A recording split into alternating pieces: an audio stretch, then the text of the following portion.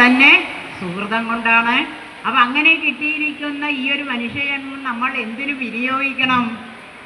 സുഖഭോഗങ്ങൾ അനുഭവിക്കാൻ വേണ്ടിയാണോ? അല്ല. ആ സുഖഭോഗങ്ങളിലെ പുറകെ പോകുന്നവർ വാസ്തവത്തിൽ എന്താണ് ചെയ്യുന്നത്? ആത്മവിസ്മൃതിയാണ്, അല്ലെ? ആത്മവഞ്ചന എന്ന് വേണം പറയാൻ.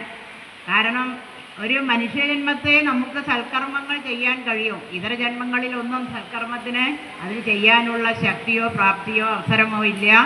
എന്നാൽ നമുക്ക് ഈ ജന്മം കിട്ടിയിട്ടും ഇങ്ങനെയുള്ള കാര്യങ്ങൾ നമ്മൾ ശ്രദ്ധിക്കാതെ പോയാൽ അതെന്തുപോലെയാണ്?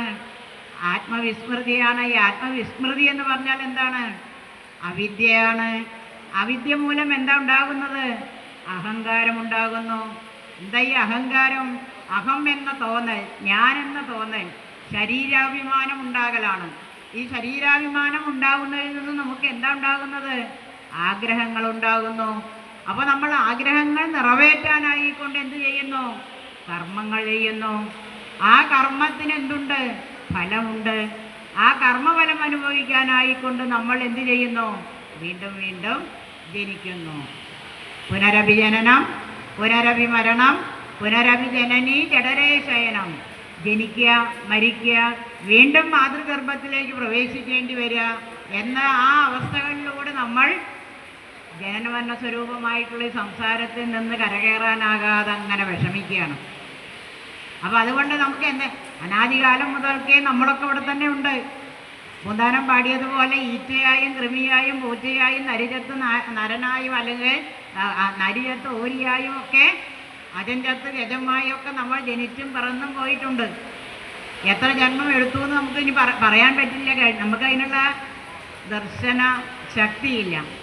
ശങ്കരാചാര്യസ്വാമികൾ പറഞ്ഞു അത്രേ, അദ്ദേഹത്തിൻ്റെ ജ്ഞാനദൃഷ്ടിയിലൂടെ അദ്ദേഹം 500 ജന്മം എടുത്തു കഴിഞ്ഞു എന്നാണ് പറഞ്ഞത്.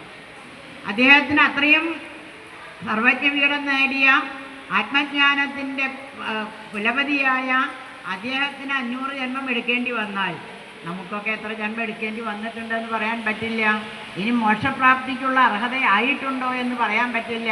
അപ്പോൾ അതിനൊക്കെ എത്താനുള്ള മാർഗമാണ് നമ്മൾ ഇങ്ങനെയുള്ള സത്സംഗവേദികളിലൂടെയൊക്കെ നമുക്ക് ലഭിക്കുന്നത്. അപ്പോൾ നമുക്ക് എന്ത് വേണമെന്നാണ് പറഞ്ഞത്?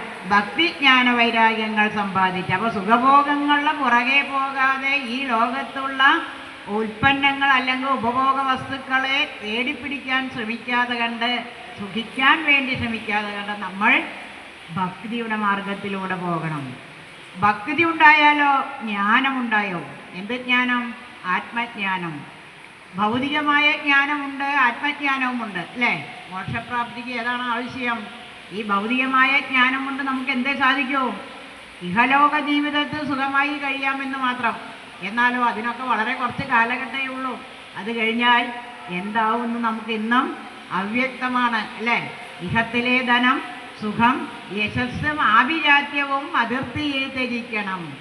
ഇവിടെ നിന്ന് നമ്മൾ എന്തൊക്കെ നേടിയിട്ടുണ്ടോ ഒന്നും നമുക്ക് കൊണ്ടുപോകാൻ പറ്റില്ല. അതെല്ലാം ഉപേക്ഷിച്ച് പോകണം.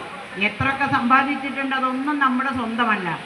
ഇതെല്ലാം ഉപേക്ഷിച്ച് പോകണം. കൊണ്ടുപോകാൻ പറ്റാവുന്നത് എന്താണെന്ന് പറഞ്ഞ് ബാലാമണി അമ്മ പ്രശസ്ത കവയിത്രി പറഞ്ഞു, സുഹൃതത്തിൻ്റെ പേടകം. സുഹൃതം, എന്ത് നല്ല കർമ്മം ചെയ്തിട്ടുണ്ടോ, സൽക്കർമ്മം ചെയ്തിട്ടുണ്ടോ അതാണ് നമുക്കുള്ള ആസ്തി. അത് നമുക്ക് അടുത്ത ജന്മത്തേക്ക് ജന്മവാസനാരൂപത്തിൽ നമ്മളെ പിന്തുടരും. അതാണ് ഭഗവത്ഗീതയിലും പറയുന്നത്, അല്ലേ? നാനായോനിഷു ജായന്തേ മ്രിയന്തേച്ച പുനഃപുന കർമ്മണാരഹിതോ ദേഹ സംയോഗോ ന കഥാജന. അപ്പോൾ നമുക്ക് ഈ ജനനമരണ സ്വരൂപമായിട്ടുള്ള സംസാരത്തിൽ നിന്നും എന്നേക്കുമായി മോചനം നേടണമെങ്കിൽ എന്തേ പറ്റുള്ളൂ?